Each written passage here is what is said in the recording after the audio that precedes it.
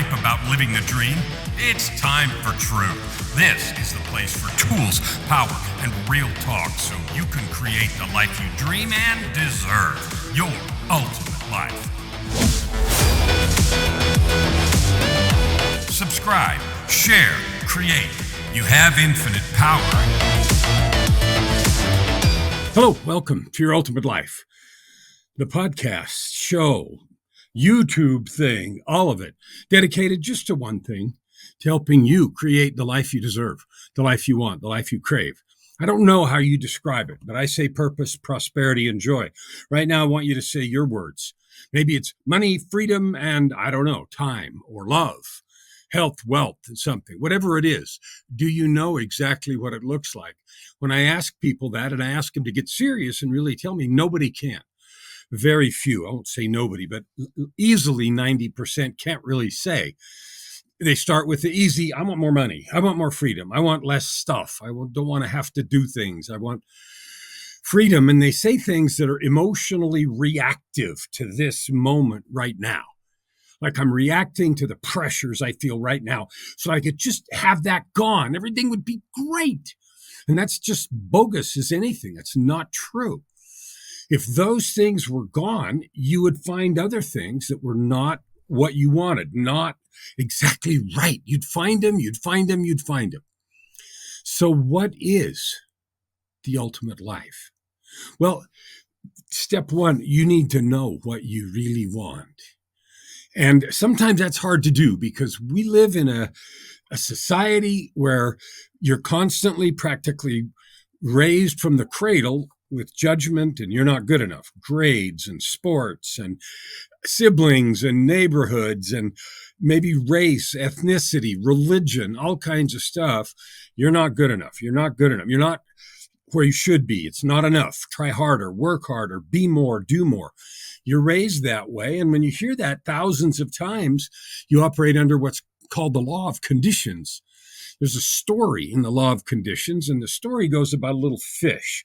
Little fish is in the water and he's hungry and he's down there and he get ready to eat. And he looks down, there's a big old shrimp down there and he wants to have it. And before he does that, he looks around, he notices what the temperature is and what the light is and everything feels like. He notices all the things around him, right? Then he gets ready to go have that shrimp. And right at the last minute, a big fish knocks him out of the way and gobbles the shrimp, scares the crap out of him and hurts him a little. So he's scared, he takes off and runs to another place in the ocean. And, he's still really hungry. So it's the next day and he hasn't eaten still. So he looks down there and sure enough, there's a big old shrimp. And then he looks around some more and says, this water's about the same temperature and the light's about the same. And things are feeling, the bottom looks about the same and the algae and all the rest is about the same. And he gets ready to eat the shrimp and then gets scared and runs away and doesn't eat the shrimp. Because the conditions were the same. And so he made an assumption, he, she, it, fish, made an assumption about what would happen. And so ran off and didn't get fed. Now, that law operates in your life all the time. Mine too. We get to a place where we recognize something we've seen before and we assume the outcome will be the same. And the truth is that different place in the ocean had exactly nothing to do with the first place. Now, if you've done that or you're doing that right now, where you look around and say, I tried to market my business or I tried to create a better relationship or I tried to get along with my partner better or solve this problem or overcome a personal habit. And things feel and look about the same. Oh, it's the same. And then we get into the story of it can't work, it won't work. And then we go further and say, what's wrong with me? What's wrong with me? What's wrong with me? And I doubt the fish was busy doing that. But boy, do we humans do it in spades. So one of the solutions that we propose to that is the title of today's show, Rise and Grind. Rise and grind. So we are taught from our first breath that we're not enough by being judged. I don't know about you, but I was picked last often on sports teams up through maybe 14 or 15. And finally at 16, I hit puberty and started to grow. It was less so, but for the first 15 years of life, I was a disaster. Horn-rimmed glasses, skinny and a nerd, and My voice hadn't changed yet and all that stuff. And you know all the stuff that goes with that kind of teasing and so forth. So what about you? Where are you allowing this thing to come into your life? Where are you allowing the feeling or thought that because you failed before, or you said you failed, like I would have an issue with that, and we'll do a whole thing on failure. Now, we just finished last episode, 8 episodes on fear and 8 different ways that manifests in your life. And I've done some other episodes on failure. We take failure, let's redefine failure. Let's, for the purposes of our conversation, say that failure is not getting the outcome you wanted. Now, when we don't get the outcome we wanted and it's way good, then we take all the credit. Woo, look what I did. When things happen that we didn't want, sometimes we take the blame harshly, and other times we blame others. But what we do is we tend to personalize it. I suck. I'm not good enough. I can't. It'll never. I won't. It, on and on and on. You know what that feels like. That is the antithesis of creating purpose, prosperity, and joy. It's the antithesis of enjoying your life, of being in love with yourself and with your circumstance. I was doing an exercise earlier today with Joy as we were driving to the computer store. Now, I explained several weeks ago that I'm working at a different computer station, because my computer, my regular computer, which is on a desk behind this backdrop, broke a few weeks ago. And so it's been in the shop. And finally, I got a new CPU from Intel mailed out, and I got it Friday. And so we took it in today. It'll be fixed, I hope, later this week. Anyway, my point in saying that is I can't even remember. I was telling a story about that. My computer broke and it meant something. Oh, failure. For a long time, for like several months, I blamed myself. What did I install wrong? What did I do wrong? Are my drivers not up to date? And I went down the road of thinking I'd done something wrong. And the truth is the CPU was faulty. It worked enough so that it worked sometimes, but it failed. And then I kept getting blue screens of death, and I didn't do anything. So I delayed. I delayed the repair for several months, thinking, if I just do this a little better, if I just do that a little better, if I finally I reinstalled Windows 2 or 3 times. Now, those of you that have done that know what that is, right? Oh, you got to reinstall all of your programs, and that takes half a day. So you reinstall Windows, you got to put everything back on it. That's like half a day. So I did that 2 or 3 times, and I've wasted, I don't know, probably 100 hours in the year since I built it. I built it last October. So, and that was because I kept thinking I'd done something wrong. I should have taken it into the shop 2 months ago, 3 months ago, and just said, hey, find out what's wrong for me, because this is over my pay grade. But I kept thinking I needed to fix it. Anyway, I don't know if that kind of thing has bothered you or not. But one of the solutions that we get, one of the pieces of advice that we get for entrepreneurs, for self-improvement, personal improvement, all that, is the idea that in order to be successful, you've got to rise and grind. Rise and grind. Now, I am absolutely a hard worker, and I'm for working hard. Love it. Love what I do. But you see, I also live the ultimate life. I have a life of purpose, prosperity, and joy. And so I love every day. Wow, what a cool thing. Today was kind of funny, though. I'd been gone for last week for like 7 days. And so for 7 days, I did not do my ice bath because it was too complicated to arrange in the place I was staying. I probably could have done it, but I just went for a week without it.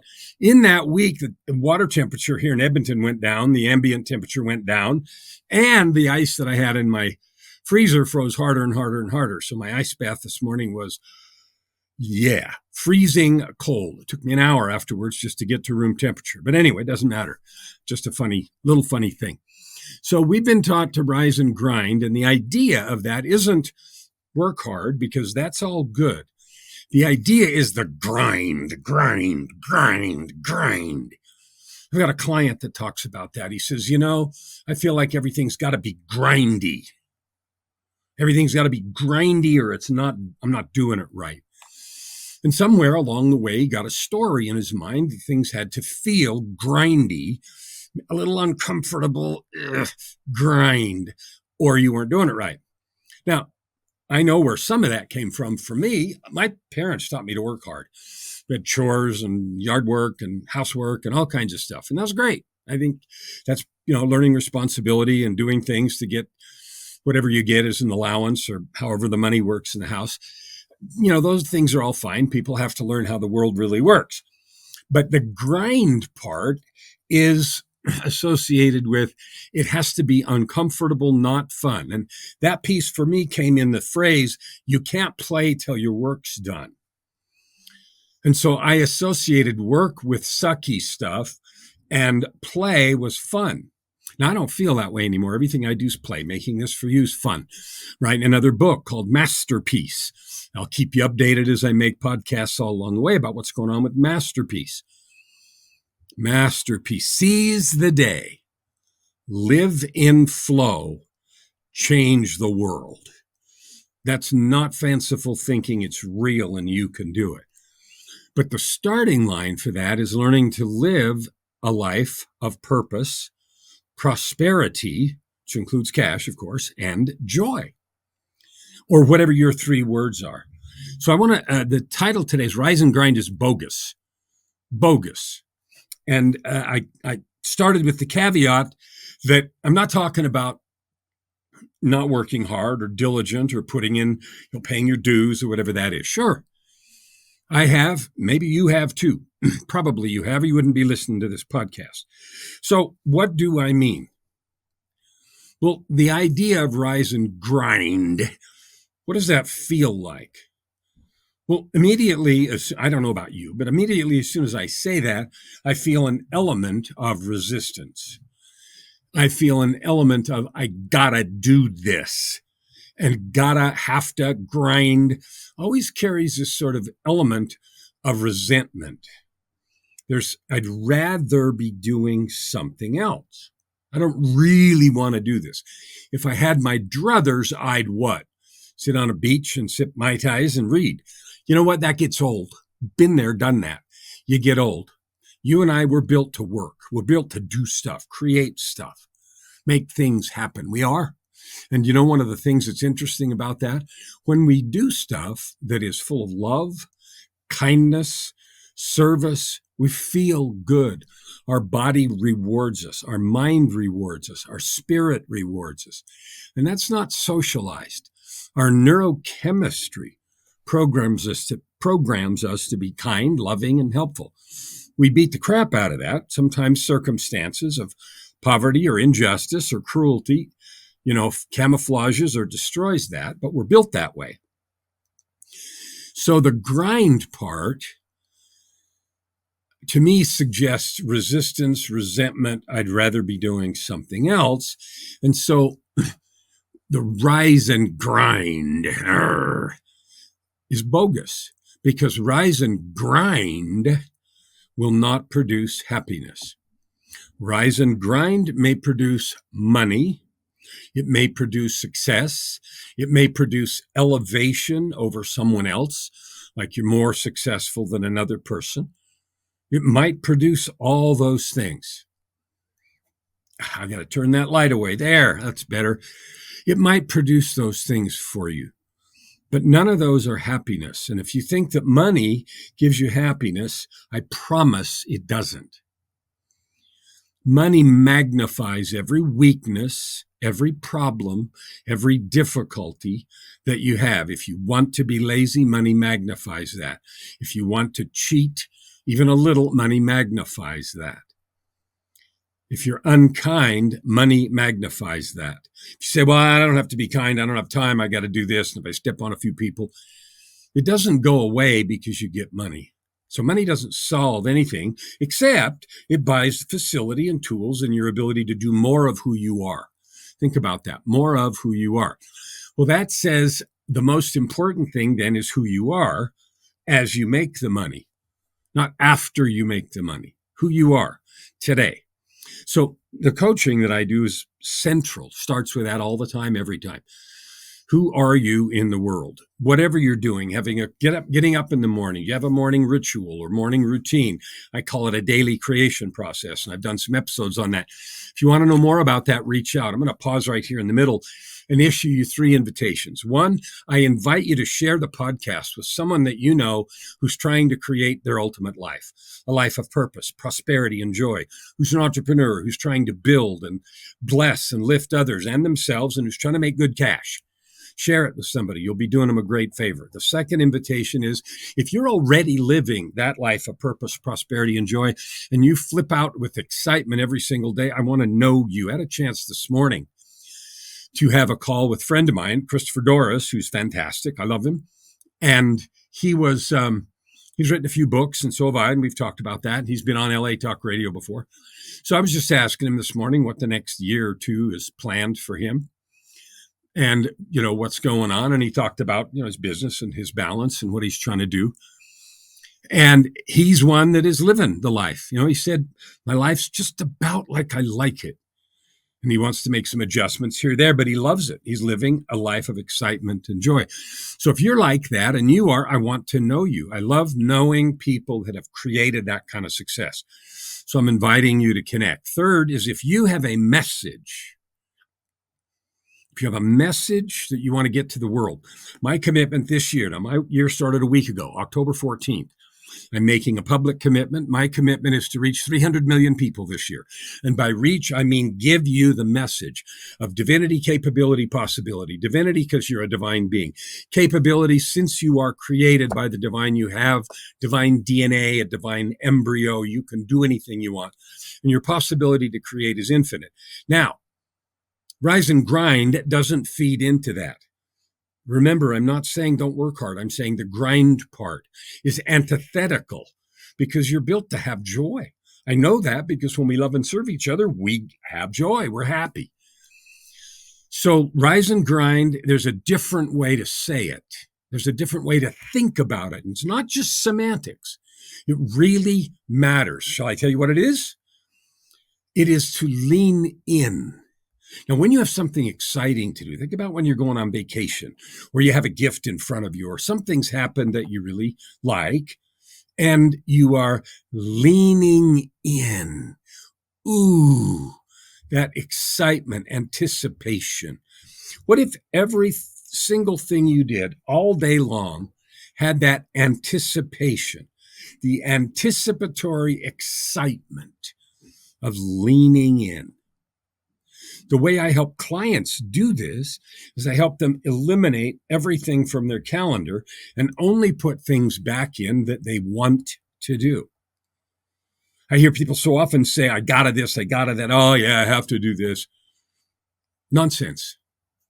You don't have to do anything. You don't gotta do anything. There may be some consequences, but don't fool yourself into thinking you have to. So if you're going to say, I'm going to do this because I'm not willing to accept whatever consequences you imagine, because they haven't happened yet, so you don't know, but whatever consequences you imagine are attached to the action or non-action, then why don't you lean into it, commit to it, just enjoy it, because you can choose enjoyment instead of resentment. So that's the first point, why rise and grind is bogus. Get rid of the grind. Lean in. And if you can't lean in, get it off your calendar. Get it off. Now, if you've made an obligation or a commitment to someone, if you've made a commitment, then you'll need to renegotiate that, or you will have to complete whatever you've said and then end it. But clean out your life, because the energy of grind is counterproductive. You may get a lot done. I'm not saying that, but it's not joyful. The second piece is the difference between purpose and obligation. Now, I talked about obligation just a minute ago and how it carries the seeds of resentment. The other side of that coin is commitment, and commitment comes from having a purpose.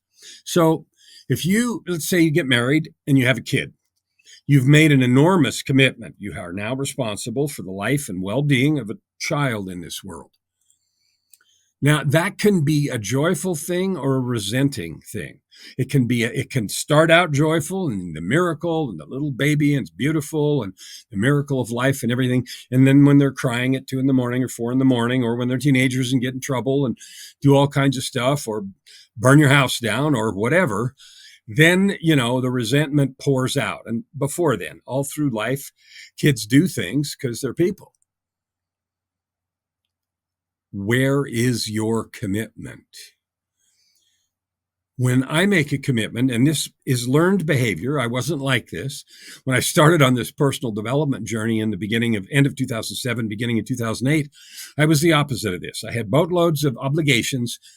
Everything that I had to do, I hated most of it, and my life was commensurately miserable. That's not required. It is not required, and in fact, it's the opposite of having fun. You're constantly living for the idea that I'll have fun after this. It's like working for the weekend. Someday, I finally get to, vacation, and then vacation from the vacation, and do what I want instead of what I have to do. Well, you're already doing that. You're just naming it negatively. You're choosing to have it be a negative piece of energy, and you can stop that anytime you want. Now, that is my specialty, the whole mess, not just that one thing. Can you imagine with me for a moment? Slow down here and imagine waking up every single morning, no exceptions, in love with the life you have in front of you. Every activity, your morning creation is a thing of joy. You love yourself and your partner if you have one, your kids if you have them. You love the people that you're serving. I love you. I just do. You're a divine being with infinite capability. And all these episodes, this is number 900 and whatever, I don't know, a whole bunch. I love making them because I love giving you encouragement and love. You and I, we create our lives with every breath, with every word, with every thought. We just don't know that, or we don't remember it. We're not aware of it, or we just disagree with it because we think everything that everybody else does controls us, and it doesn't. So if you want help with any of this, if you want help getting rid of the fear that we talked about in the last episode, or if you want help understanding how to turn all of those obligations you have into joyful commitments, reach out and let's talk. If you have a message to share, reach out and let's talk. I meet so many people that have just incredible stories of their life, what they've overcome, their resilience and their power. And you know what they're all driven to do? Serve. They're all driven to help. They're all driven to share what they've learned and grown and created. Why? To add good to the world. So I live that life. If you do, I want to talk to you. If you don't, I invite you to connect. Now, there's a URL on the screen, Kellan Fluckiger Media.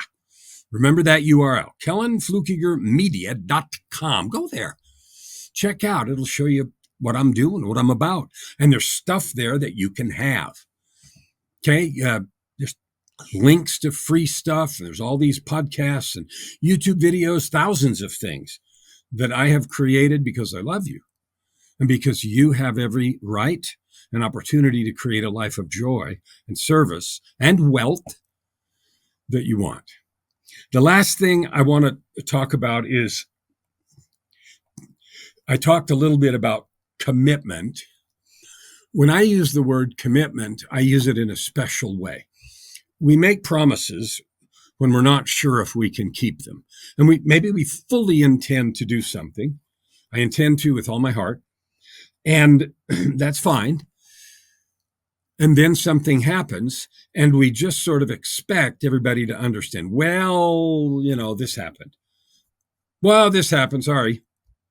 That's not how a real commitment works. If you've made a real commitment, I use the language, does this thing I'm saying rise to the level of a commitment? Commitments are few, they're powerful, they're sacred, and they're far between. And what it means to me is I'll do whatever I have to deliver this thing as agreed.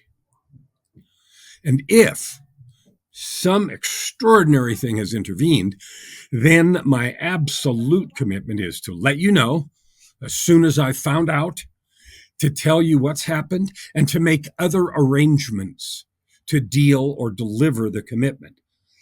Blowing you off and hoping you understand or expecting you to is nonsense. If something has happened that I'm sick and in the hospital and there's no way I'll be able to do a thing, then I'll say that.